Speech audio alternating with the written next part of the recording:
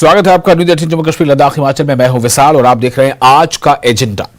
जम्मू कश्मीर राज्य को विशेष दर्जा देने वाले संविधान के अनुच्छेद 370 को निरस्त करने को चुनौती देने वाली याचिकाओं पर संविधान पीठ पर आज से सुनवाई करने वाला है। संविधान पीठ आज से सुनवाई करने वाला है।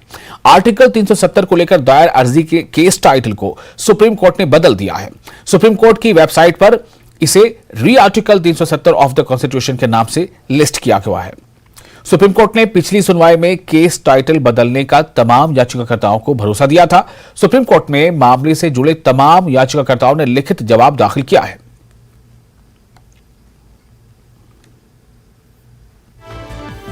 तो आज से एक काफी अहम मामले की सुनवाई होने जा रही है और यह मामला है आर्टिकल 370 को जम्मू कश्मीर में निरस्त किए जाने के खिलाफ।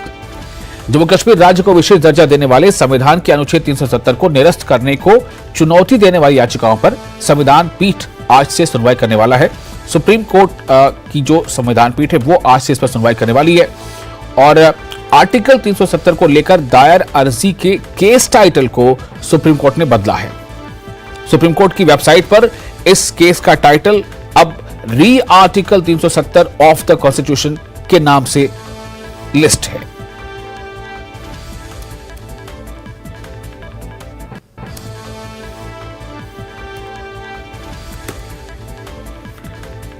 सुप्रीम कोर्ट ने पिछली सुनवाई में केस टाइटल बदलने का तमाम याचिकाकर्ताओं को भरोसा दिया था। सुप्रीम कोर्ट में मामले से जुड़े तमाम याचिकाकर्ताओं ने लिखित जवाब दाखिल की है। तो आज ये काफी अहम सुनवाई है। हालांकि इस पे जो जम्मू कश्मीर के कुछ पॉलिटिकल पार्टीज के लोग हैं उन्होंने बार बार इस पे सवाल भी उठाए थे कि आखिर इतना लंबा समय क्यों लग रहा है और क्यों इतने लंबे समय तक इंतजार करना पड़ रहा है। लगभग 4 साल के बाद इस मामले पर सुनवाई शुरू हुई है और आज से जो सुनवाई होगी वो रोजाना की बुनियाद पर होगी, जिसमें 2 दिन ऐसे होंगे जिसमें सुनवाई नहीं होगी, बाकी ये सप्ताह में 5 दिन इस पर सुनवाई होती रहेगी। और जैसा कि इसके पहले कोर्ट ने कहा था, तो जम्मू कश्मीर राज्य को विशेष दर्जा देने वाले संविधान के अनुच्छेद 370 को निरस्त करने के खिलाफ, निरस्त किए जाने के खिलाफ, जो कि 5 अगस्त 2019 में इसे निरस्त किया गया था और 370 अनुच्छेद 370 की जो कैद थी उसे आजाद किया गया था। लेकिन उसके खिलाफ सुप्रीम कोर्ट में जो अर्जियां दी गई हैं, कई अर्जियां हैं, उन अर्जियों पर समाअत आज से बाजाब्ता और रोजाना के बेसिस पर समाअत शुरू होगी। सप्ताह में 5 दिन सुनवाई चलेगी, हर सप्ताह। और एक खास बात यह भी है कि आर्टिकल 370 को लेकर दायर अर्जी के केस टाइटल को सुप्रीम कोर्ट ने बदल दिया है। सुप्रीम कोर्ट की वेबसाइट पर अब इसे री आर्टिकल 370 ऑफ द कॉन्स्टिट्यूशन के नाम से लिस्ट किया हुआ है। सुप्रीम कोर्ट ने पिछली सुनवाई में केस टाइटल बदलने का तमाम याचिकाकर्ताओं को भरोसा दिया था। सुप्रीम कोर्ट में मामले से जुड़े तमाम याचिकाकर्ता यानी अर्जी गुजार ने लिखित जवाब भी दाखिल कर दिया है। सुशील पांडे हमारे साथ जुड़ चुके हैं दिल्ली से ज्यादा जानकारी के साथ। सुशील, कितना अहम है आज से ये जो सुनवाई होने जा रही है सुप्रीम कोर्ट में तकरीबन 4 सालों के बाद, और एक संविधान पीठ के सामने ये मामला है, और तो किस तरह से ये केस आगे बढ़ेगा और किस तरह से इसमें तेजी अब शायद देखने को मिलेगी? आज देखिए, साफ तौर से लंबे समय से एक इंतजार किया जा रहा था जम्मू कश्मीर के तमाम याचिकाकर्ताओं के द्वारा, जिन्होंने आर्टिकल 370 की संवैधानिकता को सुप्रीम कोर्ट में चुनौती दी थी। सुप्रीम कोर्ट ने फिलहाल 5 जजों की संविधान पीठ का गठन भी कर दिया है, जिस पर आज से मैराथन जो सुनवाई है, उम्मीद है कि आज से वो शुरू हो जाएगी। तमाम याचिकाकर्ताओं के द्वारा 26 जुलाई तक जो लिखित हलफनामा है इलेक्ट्रॉनिक मोड से विशाल, वो दाखिल कर दिया गया है। तमाम जो पार्टियां हैं वो फिलहाल तैयार हैं। जस्टिस DY चंद्रचूड़, संजय किशन कौल और तमाम जो वरिष्ठ फिलहाल 5 जजों के संविधान पीठ के जज हैं, वो आज से इस पूरे मामले की सुनवाई करेंगे। चूंकि सुप्रीम कोर्ट ने इस पूरे मामले में सुनवाई से पहले एक रूपरेखा तय कर दी थी और ये कहा था कि तमाम जो याचिकाकर्ता हैं वो ये बताएं कि कितना समय वो लेंगे। तो अमूमन ये माना जा सकता है विशाल की लगभग पूरा अगस्त का महीना ही आर्टिकल 370 के मामले में सुनवाई की इस मैराथन मामले को सुनेगा। हालांकि केंद्र सरकार की भी तरफ से पक्ष रखा जाना है। तमाम याचिकाकर्ताओं की तरफ से जो मूल बिंदु है वो फिलहाल यही है कि केंद्र सरकार के द्वारा जो फिलहाल आर्टिकल 370 को एबॉलिश किया गया वो संविधान के मूल अधिकारों के खिलाफ है। सुप्रीम कोर्ट में इसी तथ्य पर बहस की जाएगी। हालांकि इस बीच केंद्र सरकार की तरफ से सुप्रीम कोर्ट में जम्मू कश्मीर के ताजा हालात को लेकर एक हलफनामा दाखिल किया गया था और सुप्रीम कोर्ट को ये बताने की कोशिश की गई थी कि जम्मू कश्मीर के हालात आर्टिकल 370 के हट जाने के बाद विशाल कैसे हैं, कितना स्टोन पोल्टिंग का केस हुआ, कितने स्कूल्स खुले, कितनी वहां पर डिस्टरबेंस हुई। तो ये तमाम जो जानकारी है वो सुप्रीम कोर्ट के समक्ष दी गई। तमाम याचिकाकर्ताओं ने केंद्र सरकार के इस हलफनामे का विरोध भी किया। उनकी तरफ से ये कहा गया कि मामला संवैधानिक पहलुओं से जुड़ा हुआ है, हालात कैसे हैं ये बताने की आवश्यकता नहीं है। इस पर चीफ जस्टिस की तरफ से एक बड़ी बात कही गई और उनकी तरफ से ये कहा गया विशाल कि वो केंद्र सरकार के इस हलफनामे को रिकॉर्ड पर नहीं लेंगे, केवल संवैधानिक पहलुओं पर फिलहाल सुप्रीम कोर्ट इस पूरे मामले पर सुनवाई करेगी। तो ये देखना बेहद अहम होगा कि जब 10:30 बजे इस पूरे मामले पर सुनवाई की जाएगी तो दलीलों का दौर कितना लंबा होता है। और यह भी बहुत महत्वपूर्ण है विशाल कि याचिकाकर्ता सुप्रीम कोर्ट को कैसे कन्विंस करते हैं कि जो आर्टिकल 370 फिलहाल हटाया गया है वो क्यों फिलहाल गलत है, संविधान के मूल के अधिकारों के खिलाफ कितना है। और वहीं इतना ही स्ट्रगल केंद्र सरकार के भी वकीलों के लिए भी होगा कि वो केंद्र सरकार को कैसे सेटिस्फाइड करते हैं कि क्यों आर्टिकल 370 फिलहाल जम्मू कश्मीर से हटाना था और उसके हटाने के बाद हालात में कितना बदलाव हुआ, ये तमाम जानकारी देनी है। जी एक और यहाँ पर चीज जानना चाहूंगा कि अदालत ने एक तारीख भी तय की थी कि इस तारीख तक में जितने भी याचिकाकर्ता हैं और जिस किसी को भी कोई सा भी डॉक्यूमेंट देना है वो दे दें, उस डेट के बाद हम वो एक्सेप्ट नहीं करेंगे। मैं चाहता हूं इसके बारे में थोड़ा सा और डिटेल बता दें। जी सुशील। जी विशाल, देखिए 26 जुलाई तक इस पूरे मामले में लगभग 17 जो याचिकाएं दाखिल की गई हैं, कुछ उसमें इम्प्लीडमेंट याचिका दाखिल की गई हैं, तो ये माना जा सकता है कि लगभग 20 याचिकाएं फिलहाल केंद्र सरकार के इस पूरे फैसले के खिलाफ सुप्रीम कोर्ट में लंबित हैं। सुप्रीम कोर्ट ने यह स्पष्ट कर दिया था पिछली सुनवाई के दौरान कि इस मामले में तमाम जो पक्षकार हैं वही केवल इस मामले में रिटर्न सबमिशन फिलहाल सुप्रीम कोर्ट में दाखिल करेंगे, जिस पर सुप्रीम कोर्ट ने 26 जुलाई जो पिछला महीना था 26 जुलाई का समय दिया था और यह कहा था कि 26 जुलाई के बाद इस मामले में जो भी हलफनामा दाखिल किया जाएगा उसको रिकॉर्ड पर नहीं लिया जाएगा। यानी कि 26 जुलाई ही लास्ट डेट थी तमाम याचिकाकर्ताओं के द्वारा। लेकिन जो हमें जानकारी मिली है विशाल, तमाम जो याचिकाकर्ता के वकील हैं, चाहे वो राजू रामचंद्रन की बात करें, मेनका गोस्वामी की बात करें, दुष्यंत दवे की बात करें, कपिल सिब्बल की बात करें, इन तमाम वकीलों की तरफ से लिखित जो हलफनामा है इलेक्ट्रॉनिक मोड में वो फिलहाल सुप्रीम कोर्ट में दाखिल कर दिया गया है। यानी कि 26 जुलाई के बाद अगर आर्टिकल 370 को लेकर कोई भी और दस्तावेज दाखिल किया गया है तो वो सुप्रीम कोर्ट अपने रिकॉर्ड पर नहीं लेगा।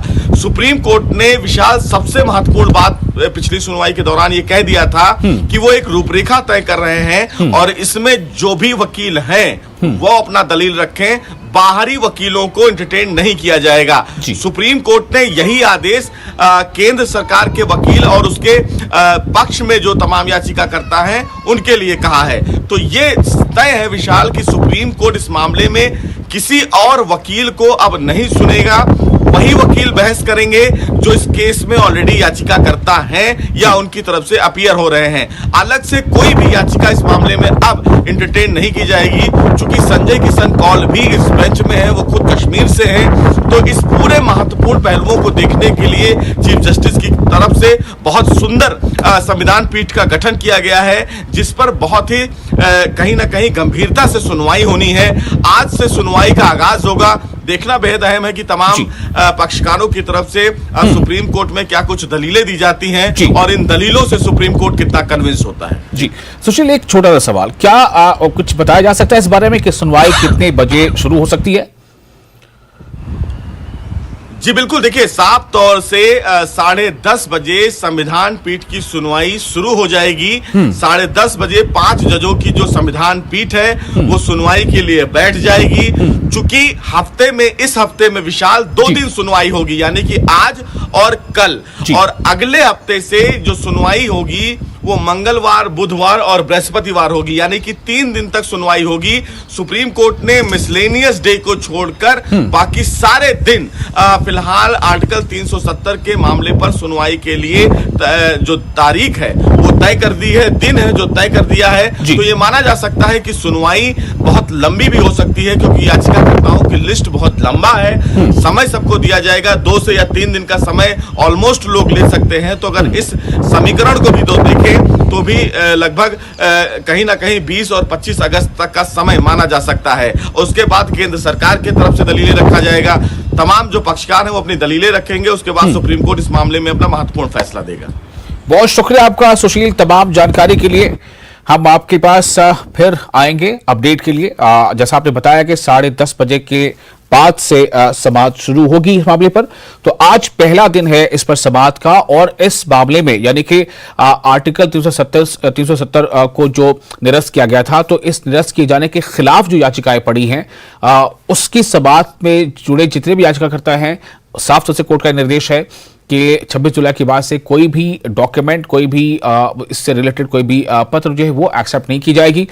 तो और आज से सुनवाई होनी थी, जिसका इंतजार रहेगा कि सुनवाई में आज क्या कुछ होता है।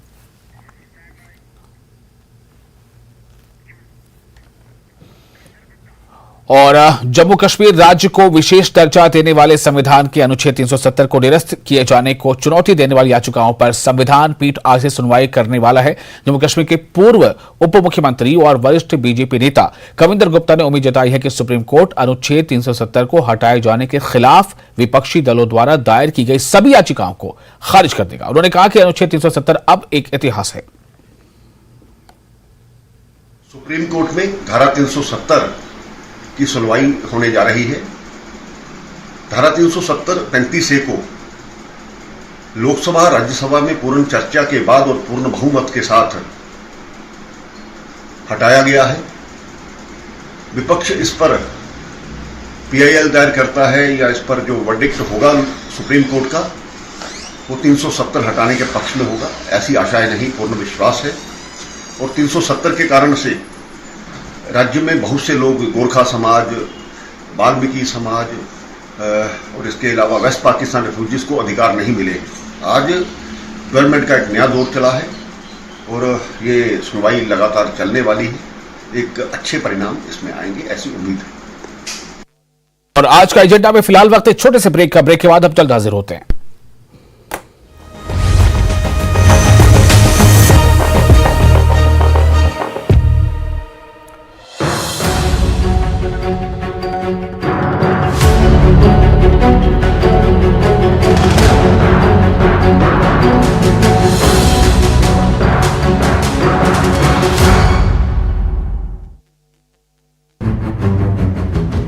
बागवानी मंत्री जगत सिंह नेगी ने भी माना कि वीडियो सही है, लेकिन उन्होंने वीडियो के वायरल होने के मकसद पर सवाल उठाए। नदी में सेब बहाने वाले वीडियो मामले में नेता प्रतिपक्ष की भी प्रक्रिया सामने आई है। न्यूज 18 से खास बातचीत में उन्होंने कहा कि सेब रास्ते बंद हैं तो सेब बाजार तक कैसे पहुंचेगा। सेब फेंकने वाले को हिरासत में लेना भी गलत है। आपदा से हुए नुकसान का जायजा लेने केंद्र मंत्री नितिन गडकरी हिमाचल पहुंचे। इस दौरान केंद्र मंत्री को सुक्खू सरकार ने नुकसान की जानकारी दी। कुल्लू मनाली में बाढ़ बारिश से तबाही का जायजा लेने के बाद केंद्रीय मंत्री नितिन गडकरी ने कहा कि नदी और सड़क के किनारे निर्माण के चलते ज्यादा नुकसान हुआ है। उन्होंने आगे कहा कि राज्य सरकार इसके नियम बनाए।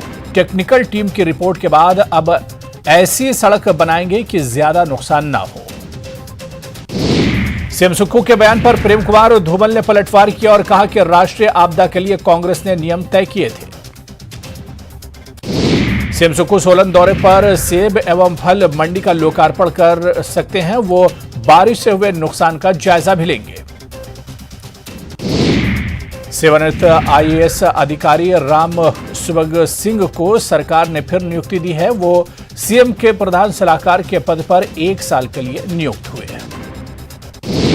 नदी में सेब फेंकने वाले वीडियो मामले में हिमाचल की सियासत गरमाई। बीजेपी ने कहा कि बागवानों को बहानी पड़ रही है उपज, तो सीएम ने कहा बीजेपी सोशल मीडिया पर कर रही है दुष्प्रचार।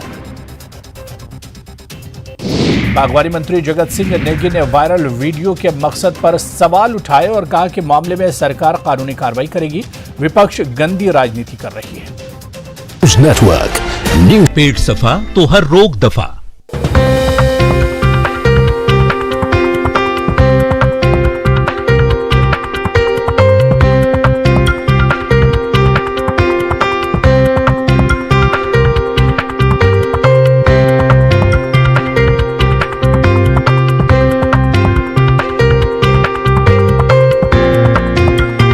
Headlines presented by पेट सफा आयुर्वेदिक चूर्ण।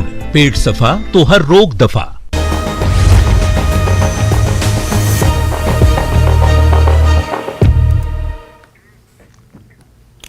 ब्रेक के बाद एक बार फिर आपका स्वागत है। अमरनाथ यात्रा से जुड़ी खबर है। जम्मू यात्री निवास से 31वां जत्था रवाना हो चुका है। जी हां, जम्मू यात्री निवास से अमरनाथ यात्रियों का 31वां जत्था रवाना हो चुका है। जत्थे में कुल 984 यात्री शामिल हैं। बाल्टल से 486 यात्री रवाना हुए हैं, जबकि पहलगाम मार्ग से 488 यात्री भेजे गए हैं। और ये तमाम यात्री कुल 54 वाहनों के जरिए से भेजे जा रहे हैं बाबा बर्फानी के दर्शन के लिए।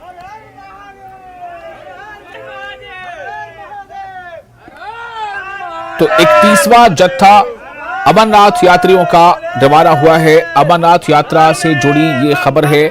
जम्मू यात्री निवास से 31वां जत्था रवाना हुआ। जत्थे में कुल 984 यात्री शामिल हैं और इन 984 में भी 486 यात्री बालटाल के रास्ते से निकले हैं और 488 यात्रियों को पहलगाम के रास्ते से भेजा गया है। और ये तमाम यात्री कुल 54 वाहनों के जरिए जम्मू यात्री निवास से आगे के लिए भेजे गए हैं।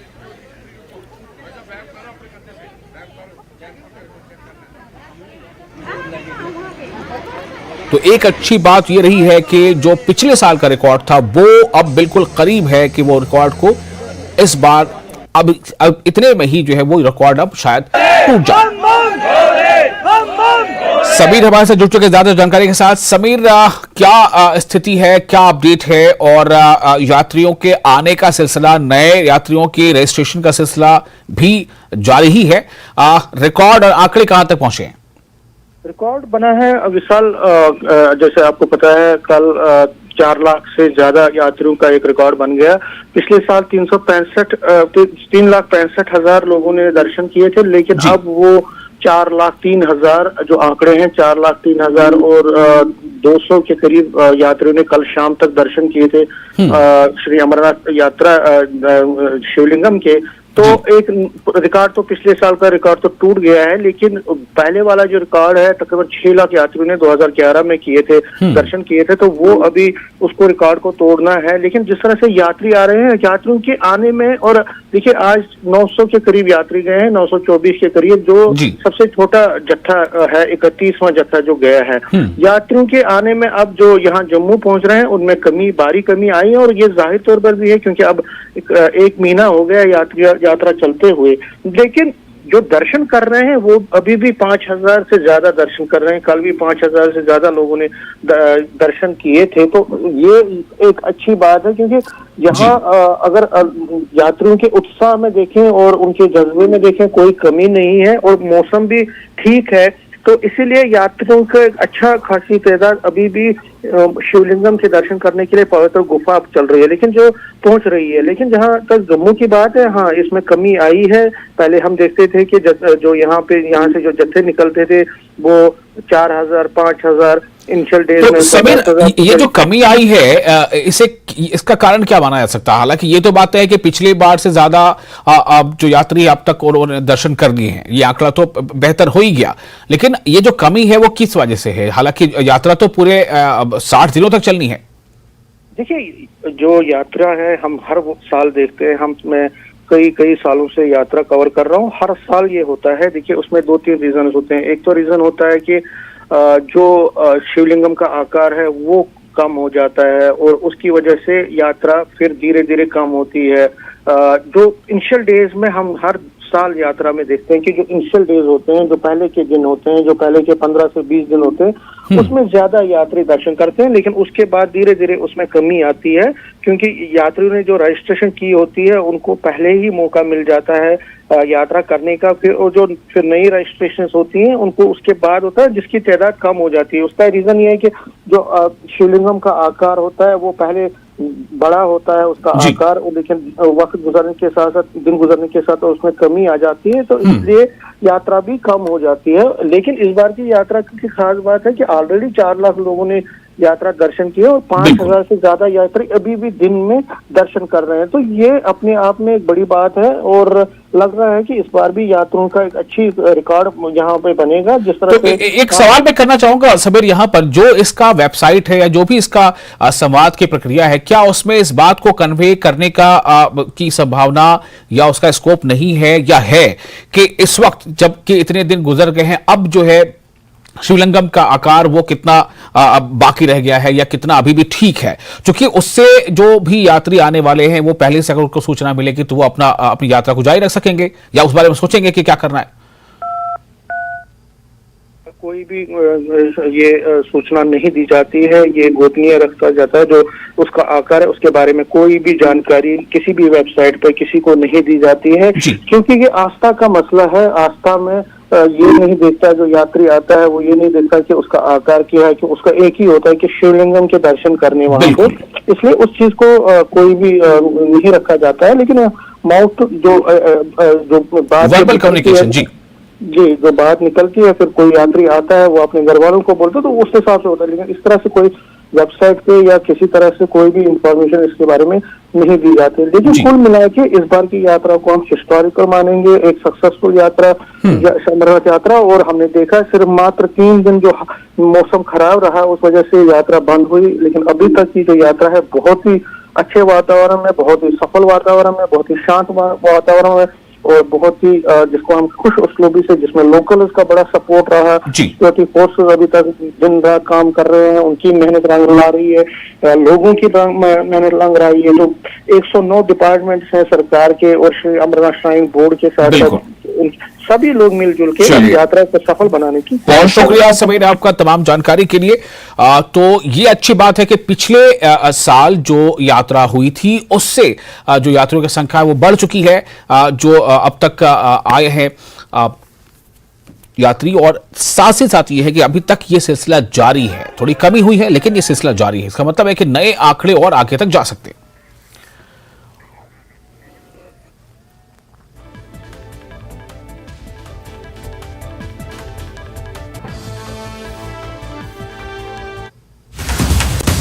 और अब बढ़ेंगे अगली खबर की तरफ। आज दिल्ली दौरे पर रहेंगे सीएम सुखविंदर सिंह सुक्खू। हिमाचल प्रदेश के सीएम सुक्खू आज दिल्ली दौरे पर रहेंगे। पीएम और केंद्रीय मंत्रियों से मुलाकात कर सकते हैं सीएम सुक्खू। मुलाकात के लिए समय भी लिया गया है और साथ ही नोएडा में इंडिया इंटरनेशनल हॉस्पिटैलिटी एक्सपो में भी वो शामिल होंगे। एक्सपो में बतौर मुख्य अतिथि शामिल होंगे सीएम सुखविंदर सिंह सुक्खू। ये हिमाचल प्रदेश वासियों के लिए खासतौर से एक अहम खबर है कि आज केंद्रीय मंत्रियों से भी मुलाकात करने का उनका कार्यक्रम है, जो कि सीएम सुखविंदर सुक्खू आज दिल्ली दौरे पर रहेंगे। और यहां तक कि पीएम और केंद्रीय मंत्रियों यानी पीएम से भी मुलाकात करने का समय लिया गया, जैसे कि सूचना है। तो अगर मुलाकात होती है पीएम से या केंद्रीय मंत्रियों से, तो जाहिर है कि राज्य के लिए क्या कुछ, राज्य के विकास के लिए क्या बातें होंगी, राज्य के विकास या आपदा से निपटने के लिए कुछ फंड्स के लिए क्या बातें होंगी, इस पर भी चर्चा संभव हो सकती है।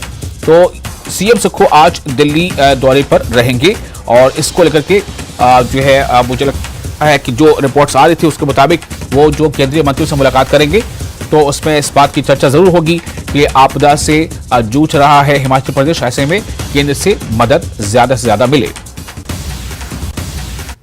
और इसके साथ ही आज का एजेंडा में फिलहाल इतना ही, लेकिन न्यूज 18 JKLH पे लगातार बड़ी और अहम खबरों का सिलसिला जारी रहेगा। आप बने रहें न्यूज 18 JKLH के साथ।